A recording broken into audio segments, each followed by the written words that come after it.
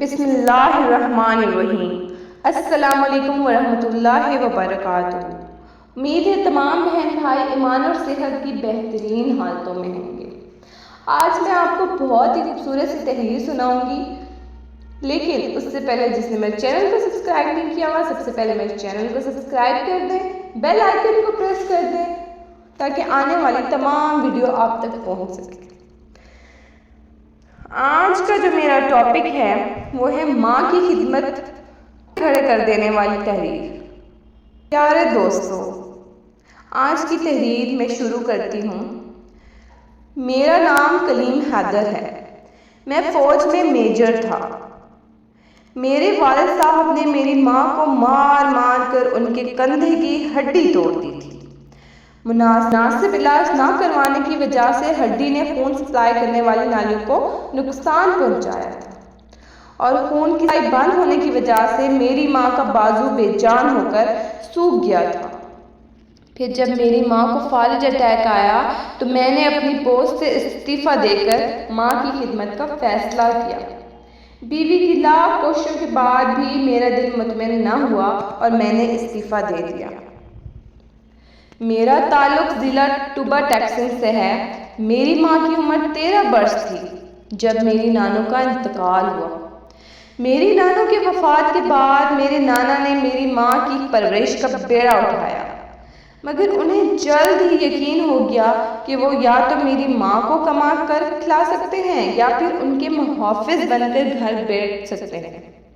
لہٰذا جب میری ماں 16 برس کی عمر کو پہنچی تو میری ماں کا نکاح میرے نانا نے اپنے بھتیجے یعنی میری ماں کے چاچا زاد سے خوشے ہوئے کر دیا کہ گھر کا دیکھا بھالا لڑکا ہے، میری بیٹی کو اچھی طرح سمجھتا ہے، میرا بھتیجا بھی ہے، اس لیے وہ خوش رکھے گا۔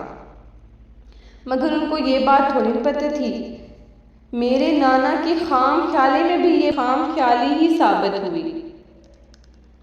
میرے نانا میری ماں کی شادی کے بعد 1.5 برس زندہ رہے۔ ان 1.5 برسوں میں میری ماں 3 بار روٹھ کر اپنے باپ کی دہلیز پر آئی۔ ہر بار میرے نانا نے اپنے بھائی یعنی میرے دادا کی منت سماجت کر کے میری ماں کو واپس بھجوا دیا۔ 1.5 برس بعد میرے نانا کا انتقال ہوا تو میری ماں بالکل لاوارث ہو گئی۔ میرے ددیال والوں کو کھلی چھٹی مل گئی۔ اب میرے والد محترم کے ساتھ ساتھ میری دادو اور دونوں پھوپھیاں بھی میری ماں کو پیٹنے کا کوئی موقع ہاتھ سے نہ جانے دیتی۔ یہاں تک کہ ایک بار میرے والد صاحب نے جمعے کی نماز کے لیے جانا تھا اور میری ماں کی طبیعت بہت زیادہ خراب تھی، جس وجہ سے انہوں نے ان کے کپڑے استری نہ کر پائے۔ اس بات پر انہوں نے میری ماں کو کپڑے دھونے والے ڈنڈے سے مار مار کر ان کے کندھے کی ہڈی توڑ دی۔ کندھے کی ہڈی توڑنے کے بعد کسی ڈاکٹر تک کو نہ دکھایا، بلکہ الٹا میری ماں درد سے سسکتی رہی تو اسے اور پیٹا اور بہانے خود جیسے القابات سے نوازا، یہاں تک کہ مسلسل حرکت میں رہنے کی وجہ سے ٹوٹی ہوئی ہڈی نے انگلیوں اور بازوں کی خون سپلائی کرنے والی نالیوں کو بھی کٹ کر دیا۔ جب خون سپلائی کرنے والی نالیاں کٹ ہو گئی تو خون کی سپلائی آہستہ آہستہ انگلیوں تک پہنچنا بند ہو گئی اور بازو بے جان ہونا شروع ہو گیا، یہاں تک کہ بازو بے جان ہو کر سوکھ گیا تھا اور ساتھ ہی لٹک رہ گیا۔ جب میرے ددیال والوں کو یقین ہو گیا کہ میری ماں بالکل مفلوج ہو چکی ہے تو انہوں نے میری ماں پر بدکار ہونے کا الزام لگا کر اسے طلاق دلوا کر گھر سے نکلوا دیا۔ میرے پیارے دوستو، جب میری ماں کو طلاق دے کر گھر سے نکالا گیا اس وقت میں اپنی ماں کے پیٹ میں 7 ماہ کا ہو چکا تھا۔ 2 ماہ تک میری ماں کو گاؤں کی دائی نے اپنے گھر پناہ دی۔ 2 ماہ بعد جب میری پیدائش ہوئی تو میرے ددیال والوں کو خطرہ پیدا ہو گیا کہ کہیں میں ان کی جائیداد ہتھیا نہ لوں، اس لیے انہوں نے میری ماں کو دائی کے گھر بلکہ گاؤں سے بھی نکلوا دیا۔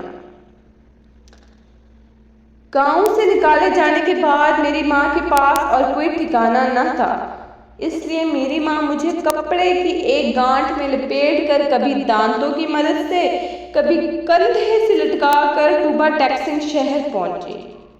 اور پہلی رات میری ماں نے مجھے لے کر ایک گوشت والے پٹھے کے نیچے گزاری، اور ساری رات میری ماں مجھے گود میں رکھ کر جاگتی رہی تاکہ کوئی آوارہ کتا مجھے چبا نہ ڈالے۔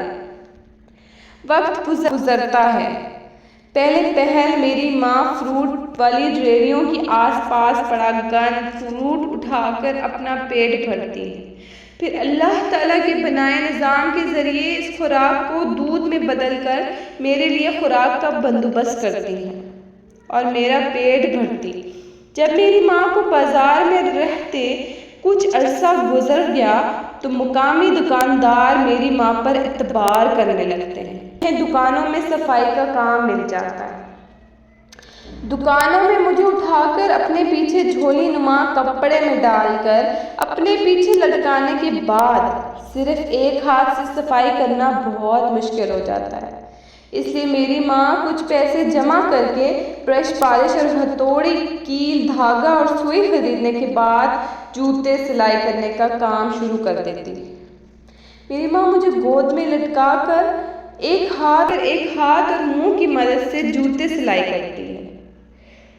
کچھ خدا ترس لوگ میری ماں کو اجرت سے زیادہ پیسے دے جاتے ہیں، جبکہ کچھ اوباش نوجوان جان بوجھ کر سیویج کی نالی میں جوتا گندا کر کے میری ماں کو پالش کرنے کے لیے دیتے ہیں، اور جب اس جوتے کو منہ اور کپڑے کی مدد سے میری ماں صاف کرتی ہے تو میری ماں کی بے بسی پر ہنستے ہیں۔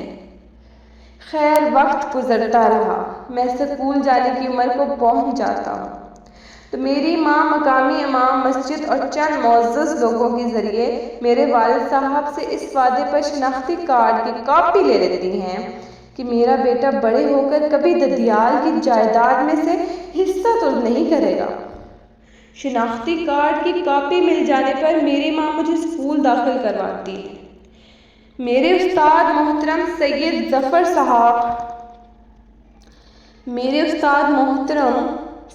ظفر صاحب کو جب میرے حالات کا پتہ چلتا ہے تو مجھے اور میری ماں کو بازار سے اٹھا کر اپنے گھر لاتے ہیں، ہمیں ایک الگ کمرہ دیتے ہیں اور ہمارا سارا خرچ برداشت کرتے ہیں۔